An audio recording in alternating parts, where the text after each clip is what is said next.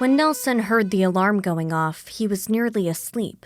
Such a thing was forbidden, of course, but that didn't stop him from doing it. Most of the time, however, the two of them sat there miles below ground, staring at computer screens that didn't do much but blink at them like innocent children caught with their hand in the cookie jar. They often had drills, but somehow that alarm seemed different. Of course, that was ridiculous. It was the same alarm.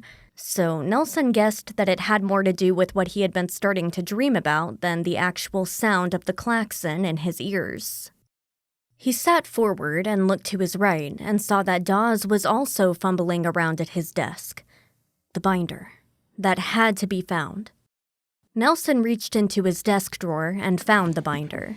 It was red, of course, as if it needed to be color-coded to match the urgency and seriousness of what was contained within it. He pulled it out and turned to the correct page. Attention, attention, alert, alert, stand by. Nelson reached into a plastic pocket and removed another piece of plastic. Inside of that was a card, also red of course, and on that were a bunch of numbers and letters in black ink. The speaker began to tell them to pay attention again and that they were on alert and that they should stand by. Then, without much of a pause, the mechanical voice began spitting out letters and numbers. Nelson began writing them on the blank white page in front of him. He wrote fast, his handwriting trembling just a little bit near the end. The announcement came through twice, and he confirmed that he got the numbers and letters. "Confirming message?" Dawes said. "Confirmed," Nelson said. "Authenticate." "Authenticating now." They both cracked the plastic in their hands and removed the red card. Nelson placed the card over the numbers and letters he had written on the paper. They matched. "Confirming authentication?" "Confirmed." "On my mark, remove your key and insert it into the slot." "Mark." They both reached down and removed keys that they kept on them at all times.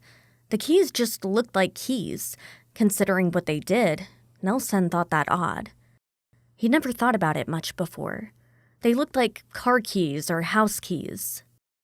He stood up and put the key into a slot above his console. He looked back and saw that Dawes had done the same. "On my mark, turn the key to ready," Dawes yelled. "Mark." Both men turned the key. Somewhere, inside the silo that their little bunker was attached to, the missile began to get ready for its ascent into space. It would then go through the various stages, enter space, travel a distance, then come back to Earth. It would then explode above ground, bringing untold amounts of death, destruction, and misery for millions. Nelson felt sweat run down his face. His hand, the one holding the key, trembled. Dawes said. Nelson saw that he was sweating. "On my mark, turn the key to set." Dawes paused and swallowed. "Mark." They both turned their key one more time. There was just one more click. That was launch. "Missile at set," Nelson said. His voice cracked as he said it. What the hell was going on up there? He had no idea. They had enough to live off of down here for months, just the two of them, he and Dawes. He felt his stomach do flip-flops. He wished he was home right now, with his wife. What was she doing? Would she feel the missiles go off? See them? "On my mark," Dawes said. "We launch." His voice got quiet. "Shit," Nelson whispered. "Mark." Nelson turned his key. Dawes did the same. The control room shook. They watched their monitors as the camera showed the huge missile shaking in its silo. Then it began to launch. It seemed to move so slowly. Then it was just smoke and fire, and the silo was empty. Just like that, Nelson had done his job. Just like that, he thought, the world ends. Dawes and Nelson sat there for some time. The silence seemed to stretch out forever. Now what? Nelson asked. Dawes shrugged. Nelson guessed that was about as good an answer as he could get. I hate Mondays, thought Nelson.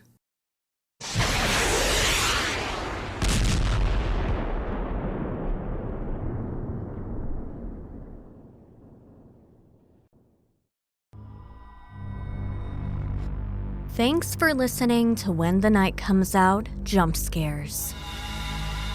Be sure to like, share, and review. You can binge our first 2 seasons of full-length stories now. Until next time, try to stay safe when the night comes out.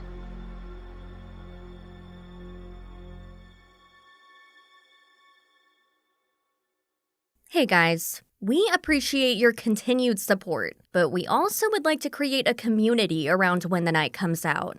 A community of horror fiction fans who support us so we can bring you even more stories, more scares, expand what we offer, and maybe even podcast merch. So be sure to visit patreon.com/whenthenightcomesout and become a supporter. Every amount helps. We'll see you next time, when the night comes out.